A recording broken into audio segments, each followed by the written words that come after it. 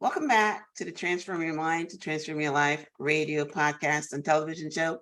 I'm your host, Life Coach Rennie Young, and sitting in the guest chair today is Dr. Thomas R Verny, author of The Embodied Mind, Understanding the Mysteries of Cellular Memory, Consciousness, and Our Bodies. And today we're going to be talking on the topic of the mind-brain connections, the mind's relationship with our bodies. Welcome, Dr. Verny. Thank you. It's a pleasure. Yes, it is definitely my pleasure. Listen, I love the mind. I love everything to do with the mind and the body.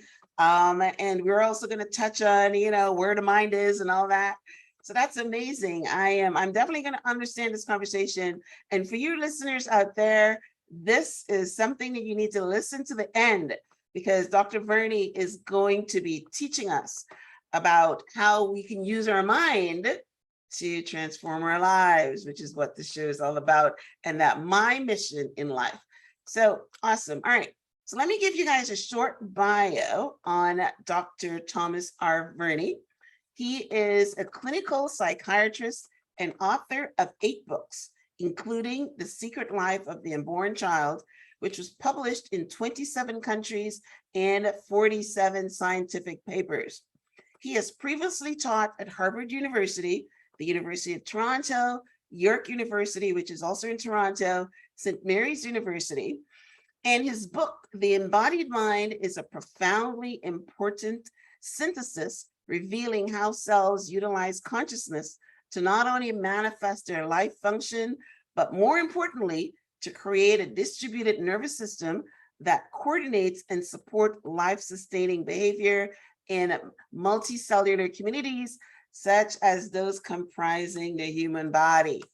You know that we are, I was just listening to something the other day, and they're talking about the amount of neurons in our brain. It's like 13 trillion or something. So, and that's it just in our brain. And so we definitely are a multicellular community. So, Dr. Thomas, Yes. can you share your journey from clinical psychiatrist to best-selling author of 8 books? And I also love the fact that you work with Dr. Bruce Lipton, and he gave you a great testimonial for your book. I follow Dr. Bruce Lipton's work, and I would love to have him on the show. So put in a good word for me. Oh, I will. I will. Actually, I have a podcast myself, and I'm interviewing Bruce Lipton next month, actually. Oh, Yes. you're kidding. Yeah. That's Yeah. awesome. It's Right. very Right. hard. It's very hard to get him on a show. He's so popular. I know. I know. Yes, but I'm going I to will keep put in a trying. good Put word in a for good you. word for me. Yes. All right. So tell us your journey. And Well, yes, I'm also like the sure. fact that you're also Canadian. So am Yes. I. So yes. Right. Yes. Fellow Canadians here. Yes. Well, uh, if we have an hour, right? Yes. Okay, so I will take about 10 minutes to answer this question. It actually started when I was 13 years old. When I was 13 years old, my parents and I, we found ourselves in Vienna, and I did not speak any German at that time. And we were renting a place in Vienna, and there were some books there on the bookshelf. And one of the books on the bookshelf was Freud's interpretation of dreams. And like Mm. I said, I didn't speak any German, so I had a German Czech dictionary in my hand. And gradually, word for word, gradually, I started translating the book. And Mm. as I became better at German, I read more and more of that book. And I just loved it. I just loved the way it was written, the way Freud's mind worked. And I liked sort of the inward journey, deeper and deeper into the unconscious. I loved that journey. Okay. And it was like being a psychic detective, finding out what's really troubling you. So Yeah. at that point, I made up my mind that I would become a psychiatrist. And Mm. so then we came to Canada in 1952, my parents and I. I was successful in entering the medical faculty in Toronto, and I became a doctor. But before I became a doctor, there were a lot of my professors who had a very low opinion of psychiatry. And essentially, they saw psychiatrists as serving very rich ladies who were only Mm. concerned about their poodle's health. And psychiatrists really, didn't do anything useful. Not like us, the internists or Right, surgeons. right. So You're that painting was a that. picture of, this rich person just sitting on the couch Yeah, and just talking, right? Yeah, yeah, that's the picture I'm yeah, getting. yeah, yeah. Yeah. So that was very discouraging. I didn't want to spend the rest of my life seeing rich ladies or rich gentlemen, worrying about nothing. But that between my third and fourth year of medicine, I went to be what was called at that time an extern at a mental hospital, Middletown State Hospital, actually, north of New York. Okay. And I got the grandly sum of $200 a month for my Oh, wow. services. Yes, wasn't that something? Uh, and but I was given like total freedom to do as I wanted. They asked me where did I want to work. We had 5,000 patients at that Oh, facility. wow. We had Mhm, about 30 doctors. And so, there was a great need for doctors. And so I mhm, said, I would like to work in emergency when new patients just came in. Um, and so that's where I started working. And I didn't know really very much about psychiatry. All I knew was that there's such a thing as depression and schizophrenia and a few things like that. And then, of mhm, course, I remembered my Freud. And so I started seeing new arrivals, and I would talk to them and get their history. And then I would ask them to bring in their family members. And I would talk about the family constellations and what was going on at the time that they got sick. Well, mhm. the word got around very quickly that there was actually a doctor here who talked to patients because the other doctors didn't. Did not, right? They prescribed medications and then they Right. disappeared and left Mhm. the nurses to look after the patients. Like Yeah, nobody yeah. talked to these patients.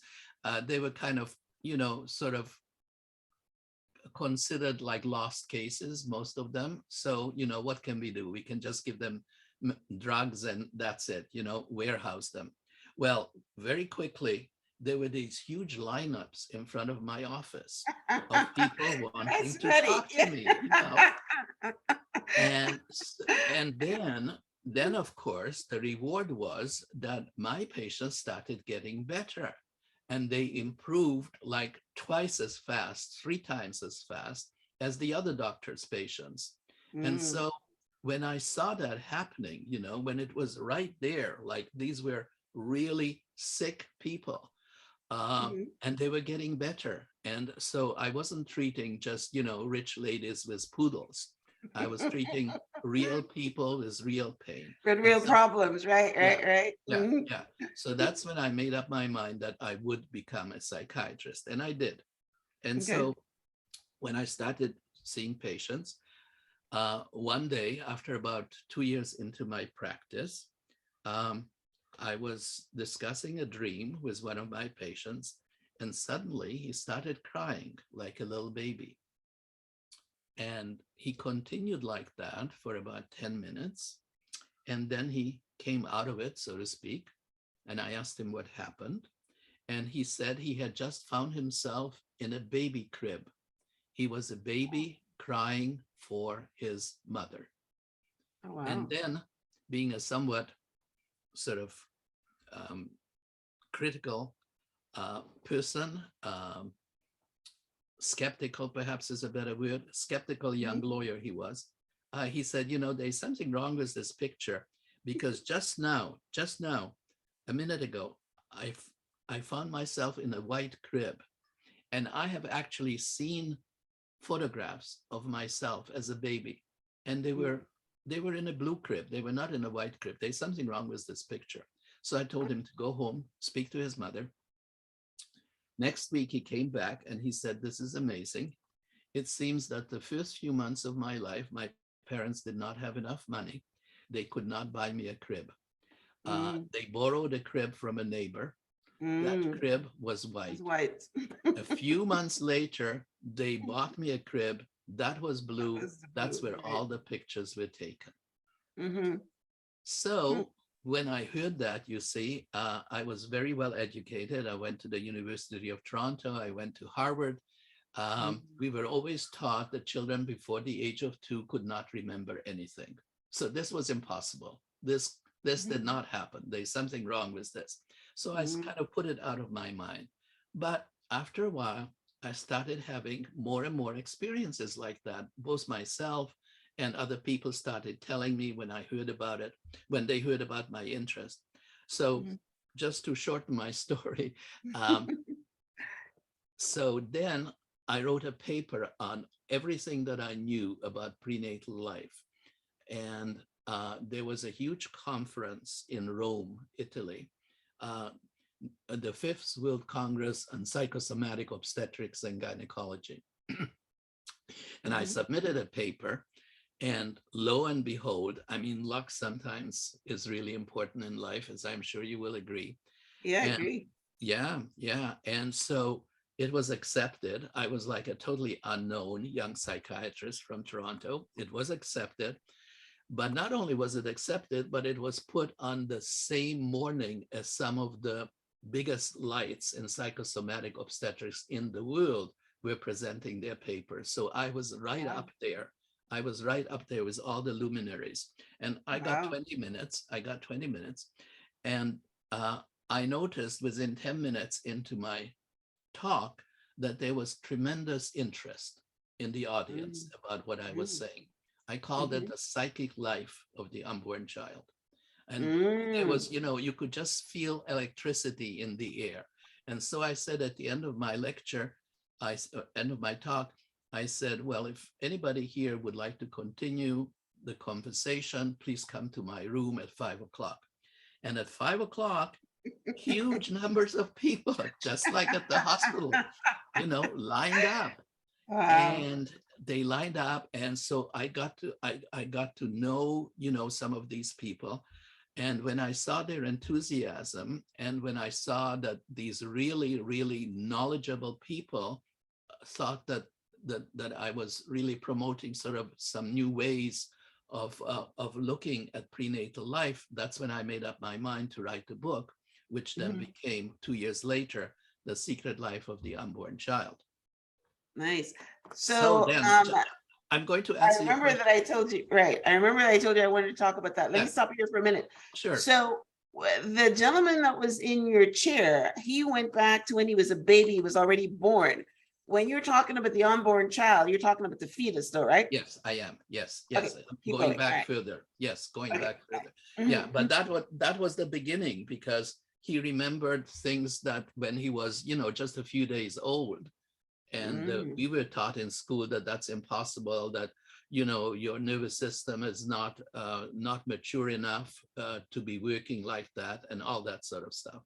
mhm, So I wrote the book, and it is, it is based on very solid research that shows that certainly from the 6 months after conception, the nervous system is mature enough to be able to lay down some, pretty simple, primitive memories. And there's lots of research to back that up. So that was nice. not a problem.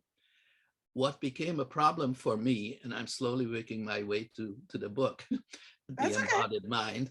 That's Um, okay. okay, so what was a problem for me was that although I could prove, the evidence was solid, was scientific, that children from the age of 6 months after conception would be able to remember things that happened to them in the womb prior to birth, and of course after birth. There were a lot of reports in the literature and a lot of personal experiences that I had with patients where they seem to be able to go back further in time, back to 3 months, some people even to conception.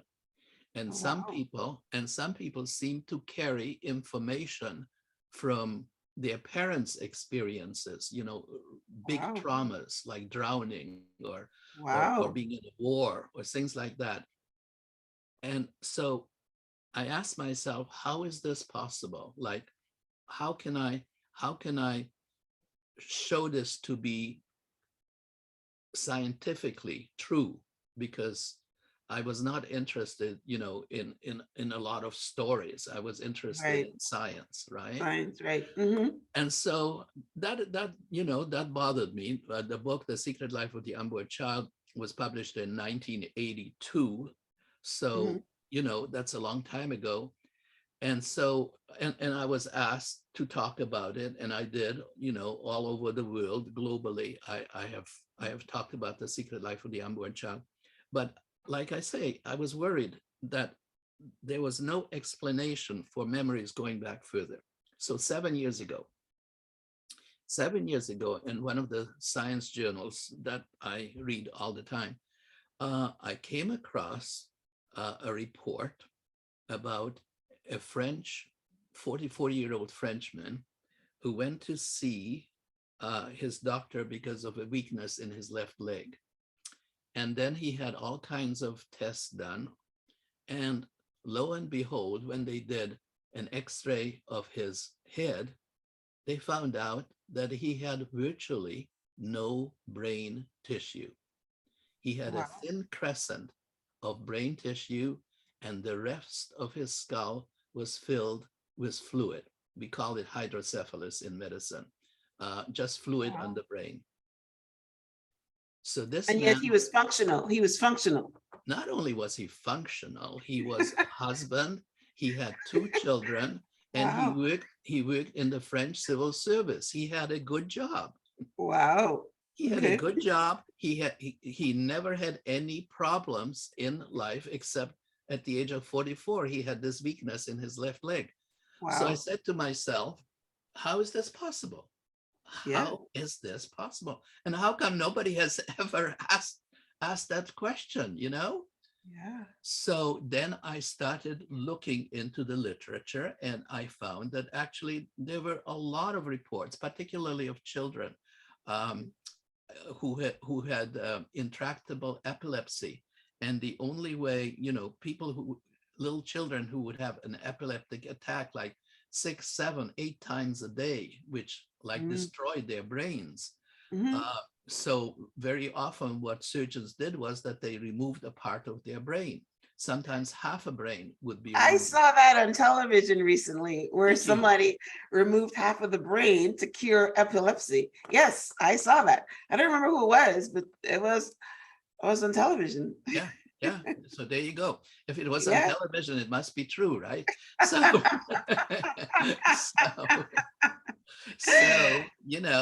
so, so I looked into that, and it became clear to me that there are a lot of people running around with half a brain or almost no brain. And, speaking of television that you saw recently, there was an article in September in the New York Times by Mhm. a woman called Helen Santoro, uh, which was entitled "The Curious Hole in My Head." She was born without a temporal lobe, Mm. and yet, and after she was born, the doctors noticed that there was something wrong with her. They did all kinds of X-rays. They told her mother that she would have to be institutionalized for the rest of her life, that she would be like totally abnormal. Mhm. She grew up totally normal, without any difficulties, excelled at sports, and Wow. has a very good job and continues to live a good life. So So the anyway, temporal lobe, what does yeah. that control again? I'm trying to Well, go back into well, my yeah, brain the here. temporal lobe is sort of here on the right-hand side, right? Uh-huh. So it would control, like if it's on the left side, it would control language. So this Okay. person would have great difficulty, if at all possible, to speak language. It Okay. controls a lot of memory. Okay. So cognitive functions would be Mhm. influenced by that. So it would, it would be noticeable. Like I Mm, mean, the doctors, in a sense, were right. A person in their estimation and in their experience, they have never seen a person like that who was mhm. able to act normally. Right. So anyway, coming then, so when I started researching this uh, and looking at how the cells in the body work, I Mhm. became convinced that it's uh, that it's really the cells in the body, all the cells in the body, not just the brain, work together. Mhm. Everything is connected, and Mhm. it is ridiculous to think of the brain as kind of being separate from the body and not being connected to the rest of the body. And Right. so what I've come to see is that the cells in the body, the tissues, the organs like the heart especially, but also the gut, they all act as kind of a backup system to the brain. Okay. And so it's when something goes wrong with the brain, we still have our, backup system, Mm. just like the iCloud, right? I think I'm getting where you're going with this now. Right. Go ahead. Yeah. So when Okay. something, so Mhm. when something goes wrong with the brain, the backup system Mhm. comes online, right? Mhm. So what neurologists say, what sort of your orthodox conservative um, neurologists, neuroscientists will say is that other systems in the brain take up the slack. But there is no research to prove that at all. Mhm. There's no evidence to show that. I think it's much more likely, and again, in my book, The Embodied Mind, uh, Mhm. I bring up a lot of research evidence to show that the cells in the body are really not much different from neurons in the brain. And so they have all the elements that the neurons in the brain have, Mhm. except that they're connected a little bit differently. So I think to make it short, to make my answer a little shorter, uh, I think that what we need to realize is that for a long time we have given too much advantage. We have stressed the importance of the brain over the importance of the rest of the body. And so, it also goes with our culture, which is very patriarchal and hierarchical. And as a result of that, the emphasis is always on the leader, the head honcho, right? Mhm. Who is Mhm. the head of government? Who is the head of Mhm. your research? Who is the head of your radio station? Uh, Mhm. and instead of that, uh, who is heading this project? Instead of that, we need to balance things a little bit more, okay? We need to get away from this top down kind of attitude to the Mhm. bottom up also. So top down and bottom up need to be more balanced. We need a more nuanced approach to health. And Okay. I don't know, what other questions you have, but Okay. I think Well, the I've got a couple of implications of circle that, backs. yeah. I've got a couple of circle backs. So one is that I've heard that a hypnotist can take you back to the womb. Yes. So the patients that you were talking to that went back to the womb, were they hypnotized or how did you get them to access that memory? No. I have used hypnosis once in a while, uh, never really terribly successfully. Uh, Mhm. the people who returned sort of to earlier experiences did that all on their own without any help from me. Uh, in a sense, they would just um, some kind of a memory would come up, something would trigger that Okay. backward journey. Okay. But it was not instituted by me. Okay. Sometimes people, after The Secret Life of the Unborn Child was published, sometimes people would come to me and ask me to take them back to earlier Okay. times. And Okay. And I would do that again in a very sort of non-directive fashion. I would say things like, what is the first memory that you have in your life? And Mhm. then, A and then, vitamin, mine is 5 years old. I don't go back any further than that, I don't think. right, right. But you probably could, with a little Right, help, right. you probably could. Mhm, But a lot depends on, it's really the emotions very often that take you back to mm, earlier times. okay. And so I want to make it very clear that I did not use hypnosis, and that people just went back on their own. When they were ready, they would go They were back. able to go back. Yeah. Right, Hmm. right, right. Hmm. Okay. And this can be done in many different ways. It can be done with psilocybin, LSD, hypnosis. Um, Mm. I don't know whether you've ever heard of rebirthing. It's just I have, but I don't remember. I heard yeah, a term, but I don't right. know It's a what it certain entails. Right. it's a Mhm, certain way. It's a certain way of breathing that very often takes you back further in time. What you mhm, can really do, uh, some of your listeners can do this on their own, that if you mhm, have children, very, very young children, 2.5 to 4.5 years old, when mhm. you at bath time in the evening, as they are relaxing in a bathtub, just playing with some bath toys, whatever, you can ask them, what do you remember about your birth? And it is amazing sometimes Wow. what children will come out with. Just You're kidding me. no, Wow. no, no, no, no. Wow. That's Really, beautiful. ask some of your patients, sorry, some of your clients, some of your listeners. Yeah. This is a psychiatrist talking, Yeah. Right. Ask some of your listeners just to try Mhm. that out between the ages of 2.5 and 4.5. After four and a Okay. half, children tend to forget. To forget. Right. But if you Right. get and not any leading questions, just what do you remember? What was About it right. like? What was it like? Wow. And That's amazing. That's amazing. Well, I have a grandson that's a year and a half, so I'm gonna wait and test that out myself with him. yeah, when they start talking, which is usually between 1.5 and 2.5, right? Right. Yeah. You would be amazed, at the things that children tell you, and the fact that they're in the water and Right. relaxing is very It's gonna important, because you it's see, gonna right. before Right. birth, they were in the amniotic sac, Right. Right. and they Right. were they were Hmm. surrounded by water, so it Hmm. helps them to go back. Oh, that's amazing. All right, I love that. I'm gonna do that myself with my Okay, grandson. All okay, right, now the second circle back I had is that you talked about the backup system of the brain. Now, I've always heard that the gut is a second brain. yes. But I was under the impression that is a second brain for our bodies.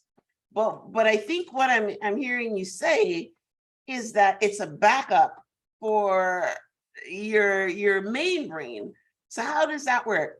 Take us through what that really means. Yeah. Uh,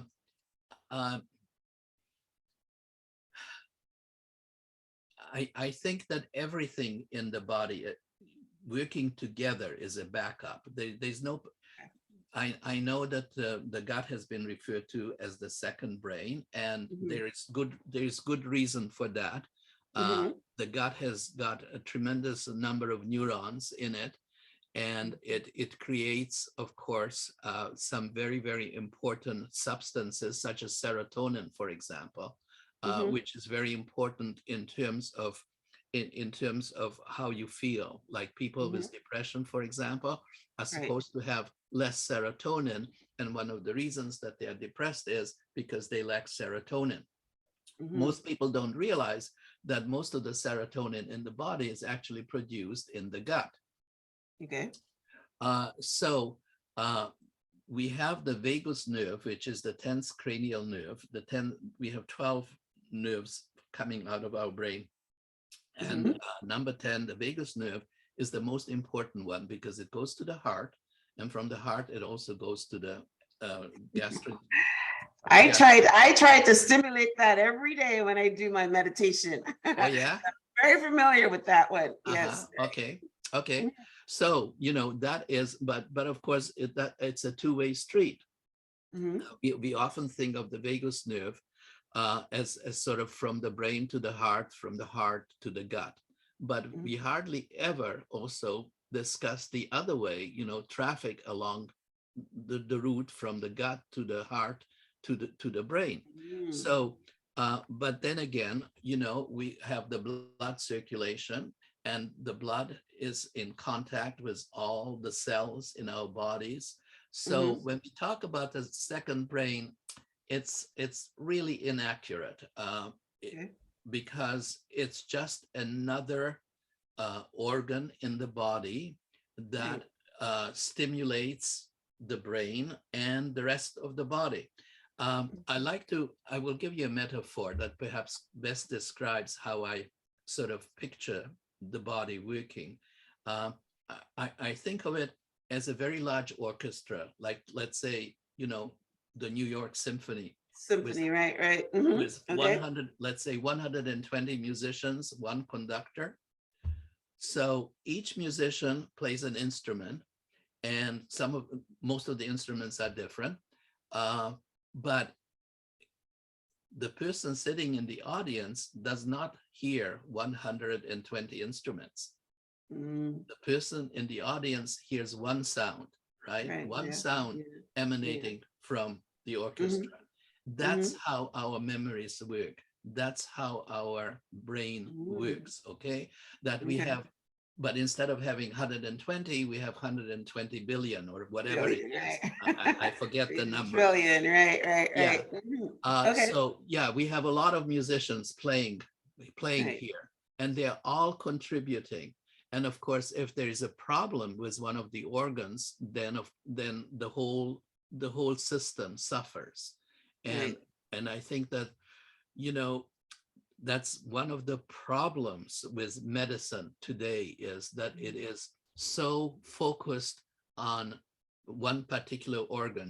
Cardiologists only deal with the heart, Right. Right. neurologists only deal with the nerves, Right. gastroenterologists only deal with the stomach and the Right. abdomen and all that stuff. So Yeah. I think that one of the implications of my work is that we need to become much more holistic in our Yeah. approach. Okay. Yeah. And since you meditate every day, you would appreciate the fact that when you meditate, it's the whole body that's involved. It's not just your brain, right? It's Right. your Right. breathing, for example, Right. that's Right. important, Yeah. right? You're relaxing, you're You're clearing your relaxed. mind, you're focusing, you're doing all these different things, Exactly. and you do it actually to combine the body, brain. Yeah. So the Exactly. combination. Yeah. So Exactly. that's great. But one of the important questions I had here Yes. that I'd written down. Yes. And I've heard this before by Deepak Chopra and those scientists, that the mind is not in the brain. So let's talk about that Yes. for a Yes. minute. Yes. Where is the Yeah. mind? Where is the mind? Yes, I'm sorry about the telephone. Just a second. I'm just gonna stop it. Okay. Mhm. Okay, yeah. Um, yes. Again, conservative um, academic neuroscientists think of the mind as an epiphenomenon of the brain. In other words, it's a function of the brain. Epi is just another word for function. So Okay. epiphenomena, it's a function of the brain. Just like urine is a function of the kidneys, or Hmm. bile is a function of the gallbladder. Right. Okay. But when you think about this, I mean, any normal person, if they think about this analogy, they can see that it's a mistaken analogy, because the mind is not like urine. You can't see it, you can't Right. measure Right. it, Right. you Right. can't quantify it, you can't do Right. research on it. It is, the mind, it's like beauty or love. You cannot quantify it. It's a Right. whole different phenomenon. Yeah. So to say that it is a function of the brain doesn't make sense. um, I think that the mind is a function of the whole body again, because all of these cells work together. It's not one, but we have never been able to locate the mind or consciousness in the Right. brain, in No, spite of what scientists have tried to do. Um, no. you spoke about hypnosis a minute ago. Mm. There, there are some very, very interesting studies on near-death experiences. Perhaps you have heard of those. Yeah, yeah, yeah. I've Near-death. interviewed several on the show, so I'm Oh, intimately okay. connected with it. Right. Okay. Mhm, So, very often you will have people who will have died, mhm. even, Right, for all intents and purposes. Uh, right. I actually experienced that with a patient when I was working in a hospital, and his heart stopped beating, and I gave him into the heart. I put adrenaline, a vial of adrenaline Mhm, directly into the heart. About a few minutes later, he came back, so to speak, and mhm. then he described in great detail what had happened in the room. Yeah, Yes, that's and what they all do. that's Because what. apparently you're supposed to have left your body and you're Yes, watching it yes, all from yes, someplace up here, right? yes, exactly, Right. exactly. Now, Yeah. okay, how do you explain that? How you can't explain that. There is no No. explanation except to say that the mind is definitely, dependent on the body, but also independent of it.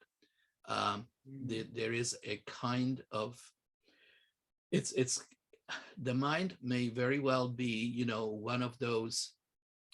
one of those elements of the universe, like gravity or electrical charges, which have mhm, always been here.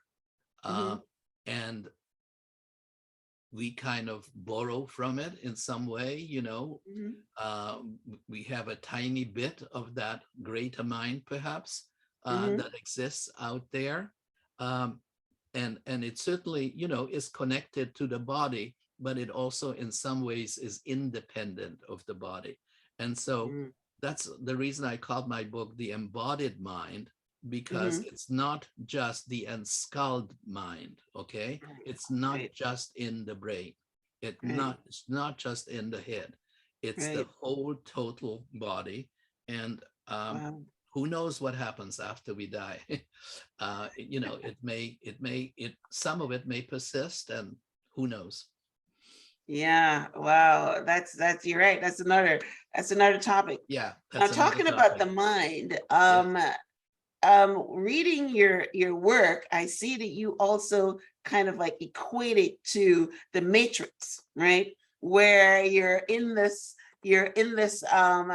alternate universe where things are happening in the Matrix. So let's say that someone is listening is getting this conversation where yeah, so we've got the brain and we've got the body and we've got a backup system. So how can they use this information to yes, transform their lives yes, for use yeah, for a better term? sure. Yeah, I think that's a very good question. Right. Uh, I think that uh, I think one of the there are many answers to that question. One of them is that the mind is incredibly powerful, and we just don't appreciate how important the mind is. Let me just give you a very simple example. Um, there was a study done, it's mentioned in my book, by a Harvard psychologist, Ellen Langer. And it's a very simple study, and it's just so beautiful. She studied 82 hotel maids in New York, and Mhm, she divided them into two groups of 41. And to one group, she said that the work that they do actually follows and lives up to the Surgeon General's recommendations for daily exercise. So, like, mhm, their work is like exercise. Like, some people go to the gym, but you work. mhm, It's the same thing. mhm, Uh, and so the other group was not told that, was told something quite different. At the end of 30 days, they measured all kinds of measurements on these mates. They found that the 41, the group that believed that they were exercising, lost weight. Mhm. They decreased waist to hip ratio, and they had a 10% drop in blood pressure.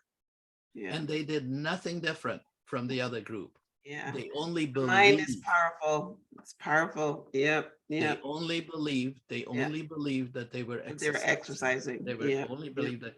Now the same thing, happens with placebos. You can Yeah. tell Yeah. It is right. someone, that this is going to take your headaches away, and it does. 9 times out of 10, it Yeah. does. Yeah. Yeah. And Yeah. and you And as a mentioned, psychiatrist, you yes, also know the fact where belief is so important.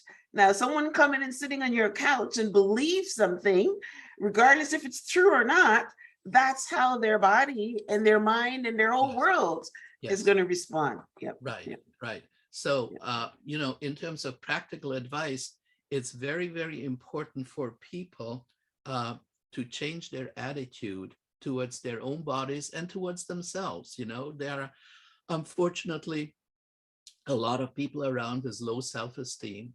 There are Yeah. a lot of people around who have been criticized as children. I just saw a patient yesterday, and he was always very enthusiastic. And sometimes he would, like, if the teacher would ask a question, he would sort of speak out without putting up his hand, Saying, and he right. would be punished for that, and he would be Wow. told to be quiet. Instead of, a good teacher would say, yeah, okay, that's very good, but perhaps next time you could put up your hand first. Right. Right. Right. It's Right. the right Yeah. answer. I love your enthusiasm. Mm-hmm. Mm-hmm. But instead of that, he was put down. So now, even when he goes shopping, he's afraid that somebody might ask him a question. He might not be able to come up with the right answer. I mean, he's just full of Wow. anxieties. Wow. Yeah. Wow. Can So, you believe a simple thing like that has such far-reaching well, no, I think that consequences? there would have to be a few more follow-ups like that. Right. Right. But, Right. Right. but they all kind of come together, they gel together, Yeah. and they kind of gradually, you sort of formulate a life script about Yeah. yourself, Yeah. and you start Yeah. thinking negative thoughts about yourself. And so, Yeah. my advice is be honest, look in the mirror and look at yourself. And if you find that there are certain things you don't like about yourself, well, face that and make it better, improve it. Don't go Yeah. around trying to cover up. That's not the way to do it. Right. Okay, get it out of your system. Find out why you think that you are not beautiful, or that you are not clever, or whatever it is that Yeah. your negative beliefs are. Get rid Mm-hmm. of them. So, and believing, you know talk to your friends, ask them why they like you, Mm-hmm. and you will be astonished, and you will say, really, they like that about Yeah, me? because you never see it yourself, right? No, Yes. It's no, very true. no. Right. And so when you get that kind of a feedback, then perhaps you can start believing in it. And if you believe in it, well, then you will become it. Yeah. Yeah. So, Yeah. so the The power of the mind is mind very, very is important. really, Right. really, really Mhm. powerful. Yeah. So that's one thing. And the other thing is, we have to take care of your body, Yeah. because if your body is diseased, your mind becomes diseased. Yeah. Okay. I mean, the Greeks a long time ago had this saying about a healthy mind in a healthy body. Body. Right. And it is Yeah. so true. And some Agreed. people in our society are just so busy. They are so ambitious. Everybody wants to make money and Yeah. more money. And so they don't pay any attention to their The bodies body. because they're No, just they so don't. busy, They so don't. They busy. don't. They do not make it a priority at all. Right. They Exactly. say, I don't have no time. And they That's don't. right. Yeah. That's I right. agree That's with right. that totally. Yeah. Yeah. And Yeah. another thing, if I may Mhm. mention, another thing, your gut bacteria are incredibly important. Okay. Yeah. It's called the microbiome. Yeah. And the gut, there's a lot of research, particularly, older people who are listening should realize that, Mhm. for example, social isolation will increase your chances of dementia by about 30%. Wow. So, uh, I've a never heard that. I've never heard that one. yes, Right. Mm-hmm. yes. There's Yeah. research from England to show that. Mm-hmm. Great deal of research on 30,000 people. It has been shown that social isolation increases, to be exact, I think it was 27.6%, Right. your risk of developing dementia. It's incredibly important. But one of the interesting things about that is that people who are socially isolated have a very different gut microbiome from people who are socially interactive. Hmm. So we don't know which came first, the chicken or the egg. Um, but we do know Yeah, that the yeah, gut yeah. microbiome may We have, can probably guess though that the chicken came before the egg, that when they yes, were socially isolated, that's when their bodies start to change. And right, that would be right. a good guess. Right. I Mm-hmm. think that would be a good guess. And then Mm-hmm. another good guess would be that people who become socially isolated probably don't eat so well, Mm, so that their diet becomes just much more limited. right. And so the limited diet then will provide you with limited microbes, limited Okay. bacteria in your gut. So one thing Mm-hmm. kind of leads to another. Another. Right, right, right, So it's right. very important, for all the people, both to have a varied diet and Mm-hmm. to interact with other people. Very, very important. Right. Okay, so your work as well has you touch on Alzheimer's, and Yes. is this part of the brain backup system that you were talking about earlier? Yes. Yes. Yeah, so Yes. talk about, yeah. Well, Okay. in terms of Alzheimer's, like everybody is looking at amyloid tissues in the brain, and millions of dollars are being spent by pharmaceutical companies looking into sort of how to prevent amyloid tissues from congregating and being deposited in the brain. But the fact is that research from Australia has recently shown that a lot of amyloid protein is actually produced in the liver. And it is from the Mm, liver that it is taken, transported to the brain. But mm. I don't know of any pharmaceutical company in the world that is actually looking into how to prevent the liver from producing amyloid protein. Wow. So, again, it's this total focus on the brain, On the which, brain, right, which is right, which is right. not which is not serving us well. Hmm. Okay, Okay. we really need to get out of that sort of bubble Hmm. and think outside the box, so to Box, speak, right, and look right. at the rest of the body, how the rest of the body is contributing to our health and our, Hmm. mental health, good Yeah, health and bad health. Yeah. right. Yeah, yeah. Oh, okay. This is a good point to talk about your book. It is called The Embodied Mind: Understanding the Mysteries of Cellular Memory, Consciousness, and Our Bodies. So tell our listeners about your book. Tell them where they can pick up a copy, talk about your website, Thank you. and what do you want people to walk away with after reading your book? Well, they can pick up my book on Amazon. Mhm. It's freely available. Well, it's not free, but it's easily available. It's easily available on It's Amazon, easily right? available and it's not expensive. Okay. My website is trvernymd.com, Okay. and they can, if they have any questions, they can get to me through my website. Okay. And in terms of what they should walk away from in terms of reading my book, you know, it's very interesting. Different people have different sort of takeaways from my book. It's very, sometimes it surprises me what people find in it. Um, Okay. Even things that I never thought about, people Okay. find in it.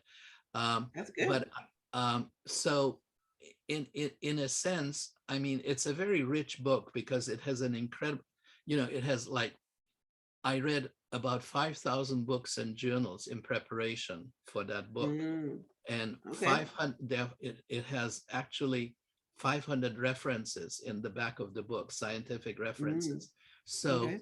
it has a tremendous amount of information in it. And at the end of each chapter, you have like practical sort of takeaways, what you can sort of take with you that is easy to understand, Hmm. accessible.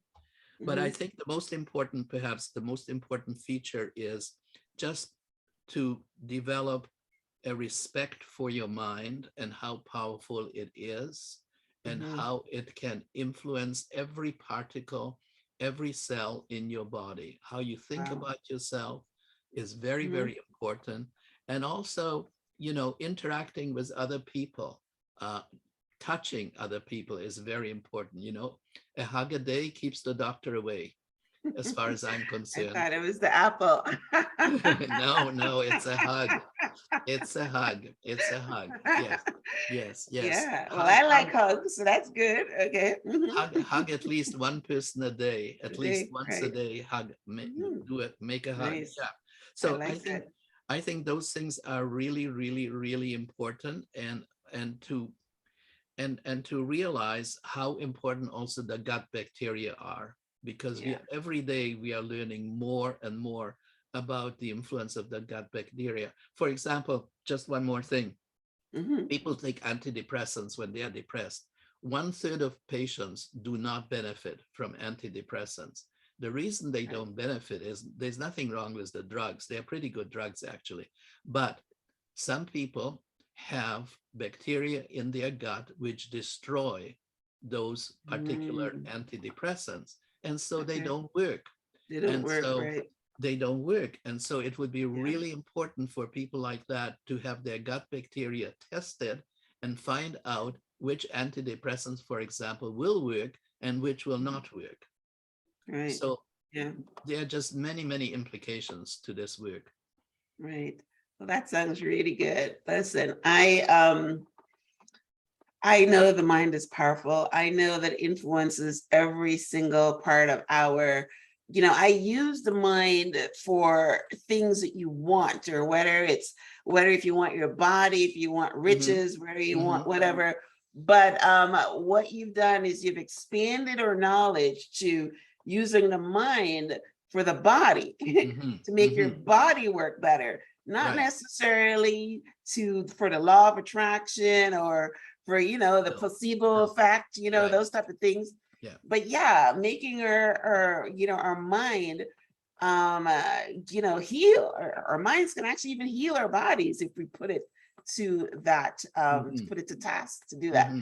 So yeah, I mean, I was very excited about talking to you, Dr. Verny. And yes, you have as I sat and I listened to you, my consciousness has been expanded on yes, and Good. I will definitely. Is your book on Audible?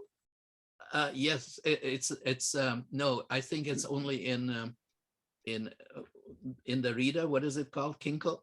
Uh, All right, yeah, the Kindle, Kindle. Right, Kindle, Kindle. Kindle. Yeah, Right, it's the on Kindle. Kindle. Okay, all right. Okay. It's not on Audible, and the reason that Yeah. it's not on Audible Mm, is because there mhm. are a lot of diagrams in the book Ah, to help you understand it. okay, right. Yeah, so So it's it really would lose it. important. Right, lose Yeah, it. Right. it's really Okay. important to look at some Okay. of those Okay. pictures and diagrams. Right.